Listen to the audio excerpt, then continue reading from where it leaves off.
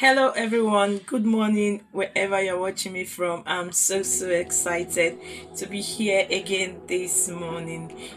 What is that thing that is troubling you, that is stopping you from moving from where you are right now as a special need parent, or as a mother, or a father, a caregiver, or an educator, looking after a child that needs additional care?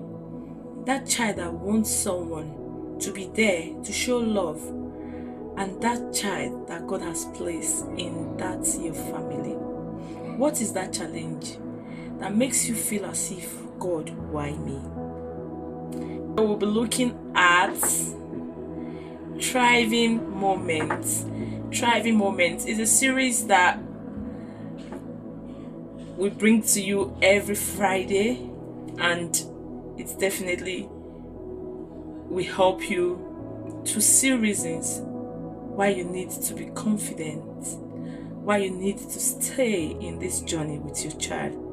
You don't need anyone to validate you. You don't need anyone to tell you, oh, you are doing great, before you give that love, before you give that care to that adorable that God has placed in your hands.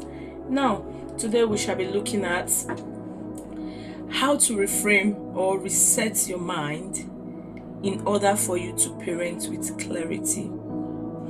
Often at times, as special need parents or as parents of cerebral palsy children, we see that it looks as if our child or our children, they are not doing that thing we actually want them to do. They are not giving us that kind of joy we actually want them to give. But that is a lie from the pit of hell. You know why?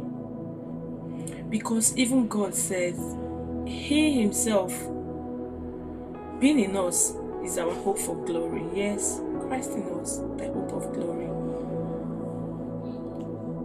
God never made a mistake by bringing that child to you. In that school that you teach, God did not make a mistake by bringing that child across your way.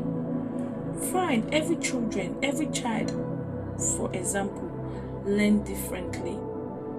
And these children were uniquely and wonderfully made. But sometimes the way we go about this makes it look as if they are a burden to us. I'm here to tell you some practical ways by which you can actually reset and reframe your mind so that you begin to parent with clarity. 1.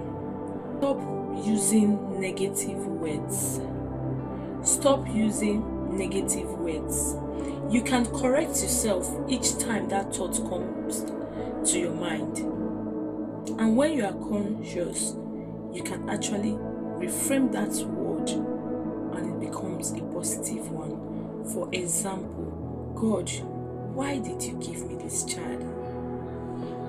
Why didn't you make my child like every other children? Immediately you can, when that thought comes, you can just reframe it and say, God, thank you for this adorable gift.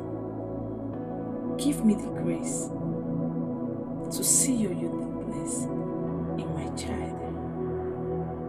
When you continually do this every day, that little step, that little affirmation, that little consciousness will definitely rewire your thinking, rewire your mind, and you begin to see clearly. I will use myself as an example. There were times I wish my daughter could wear shoes like every other children, especially when it comes to celebration period. I'll go to the market trying to source for dress for her. Sometimes I don't know how to even explain to the person selling it that my child is, for example, 10 years old, but she can't wear a 10 years old dress. Maybe the dress of a 3 or 4 years old will be the one that will fit her. Sometimes I'm ashamed to say things like that. How old is the child? Should I say 10? Should I say 3? Questions like that arise. So what do? I began to look for ways, other alternative ways, where I could shop for my child. If such a question confronts me, I was willing and very happy to let them know that, oh, my child is a 10 years old child, but my child can't fit in with that size. Could I get a smaller size? Because she's not as big as that size. I became confident in expressing myself,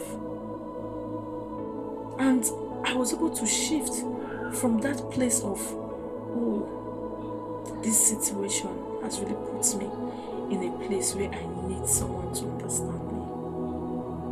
You can reframe your mind through that. As I continually do this, I see myself thriving. Number 2 thing that can help you is to parent your child the way you parent every other child around you. What do I mean? If you will have to correct a child for doing something that is not okay, be ready to correct your adorable. Don't feel this kind of, oh, she is too special, he is too special, I want to give a preferential treatment. It will not help. Rather, what are you doing? You are trying to undermine the potential that God has placed in that child. Remember, God did not make a mistake in creating that your child. But there is a reason why that child is with you. So treat that child the way you are supposed to parent any other child. Yes, some people will say different ways. I do what works for me, let the other person do what works for the person. That is not the place I'm coming from. There is a way children are supposed to be parented. There is a manual for that. So use it for your child also. I could remember, even before I joined the Intentional Parenting Academy, it was the same principle. I want my child to connect with me. I want the other children that I have to connect with me. So the way I take care of them, the way I come closer to them, the way I talk to them, so also is the way I talk to my child. And I begin to see that I'm having this kind of freedom within me. And my mindset was no longer the way it used to be. I just wanted to know that your child is your child and your child is unique. Thank you very much for joining me today, for joining Thriving Moments.